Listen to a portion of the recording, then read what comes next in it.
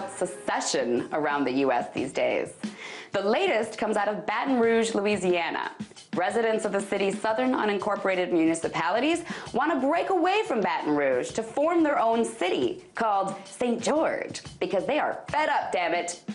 It started out as an effort to create a new school district. St. George organizers were sick of their kids being in a school district where kids recently knocked out a bus driver's teeth.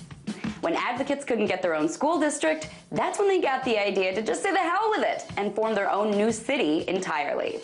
The problem is, Baton Rouge has spent a bunch of money sprucing up the would-be city of St. George. And St. George wants to take some of the city's best schools and highest revenue-generating shopping areas away with them. So if St. George were to become a city, they'd be taking about 30% of the city's money and the best schools. And many say that would have a bankrupting, catastrophic effect on the city. So, organizers behind forming St. George say they just want to have their kids go to better schools. But they want to take the good schools with them and a huge chunk of the city's income and screw the rest of the city. That sounds like it might be a bad deal, right? It doesn't add up. What's missing from the equation are these numbers. 70% of St. George's 107,000 people would be white, with an average household income of around $90,000.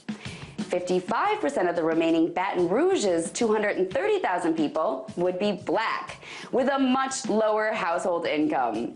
In other words, very clearly, St. George would be much whiter and much richer.